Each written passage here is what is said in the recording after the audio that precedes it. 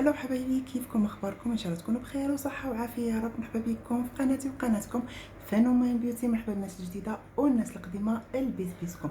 عيد مبارك سعيد بالصحه والسلامه والرزق والتيسير يا ربي. حبيت اشارك معكم واحد الحاله بتاع العيد بيجي كتير طيب وكتير زاكي. المهم عندي هون 2 بيضات، ملعقه كبيره بتاع النشا، كاس بتاع الزيت، كاس الا ربع بتاع اللوز محمر ومطحون، وكاس الا ربع بتاع السكر، البيكنج باودر والسكر فانيلا. طبعا هون الطحين عندي مغربل تقريبا، هنايا سويت واحد 4 كاسات. هون خليت على جنب 3 كاسات. المهم اول شي راح اخذ 2 بيضات مع الزيت والسكر وغادي نخلطهم. طبعا ما غاديش نساو اللوز بتاعنا. هون زي ما بتشوفون عندي 2 بيضات والزيت والسكر. غادي نخلطهم اول شي بايدي وبعدين ارجع لكم. هون حبايبي ضفت السكر فاني بتاعنا وضفت اللوز،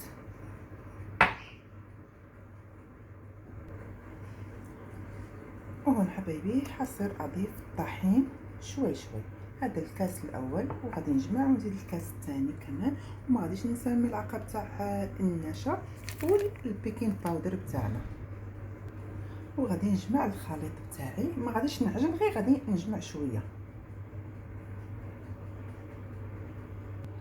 هون حبايبي جمعت العجين بتاعي، طبعا راه رطبه. قبصه بتاع الملح كمان سويت.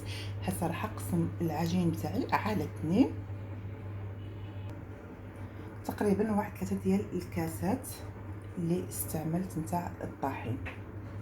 هون حبايبي طبعا مسحت وكل شيء. اخذت ورق المطبخ، اخذت نص الكميه بتاع العجين، غادي نطلقها مزيان، غادي تكون رقيقه، وغادي نديرها هنايا في الصينيه كطبقه اولى. وهون حبايبي من بعد ما رققت العجينه بتاعنا الطبقه الاولى، طبعا راح ادهنها بمربى المشمش واللوز مطحون. وهون حبايبي دهنت الطبقه الاولى بتاع المربى بتاع المشمش. هسه غادي نضيف لهم اللوز. انا طحنته شويه، نتوما بامكانكم تخلوه مهرمش.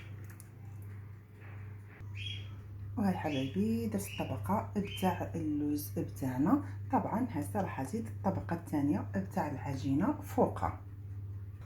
وهون حبايبي درت العجين بتاعي الثاني، قطعتها هيك قطع مربعات. طبعا هسه راح اضيف ادهن المربى، وغادي ندير عليها اللوز يفيلي شرايح. وهون حبايبي بالنسبه للمربى، انا المربى عندي فيه شرايح، راني طحنتهم في الميكسر وخليت هيك قطعه، قلت مو مشكله. ما عنديش هنايا المربى بصراحه كينباع بحال ديال المغرب، لا يعني قطعه قطعه، وكل قطعه خصك تكسرين فيها اسنانك. المهم حبايبي هسه راح اضيف اللوز يفيلي. وهون حبايبي سويت عليها اللوز يفيلي شرايح وزدت قطعتها شويه زي ما كان شكلها في الاول. هسه راح ادخلها للفرن.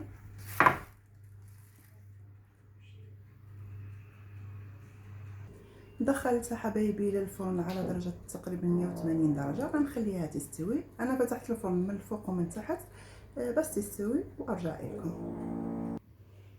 وبهيك حبايبي طلعتها من الفرن، دهنتها بالمربى بتاع المشمش.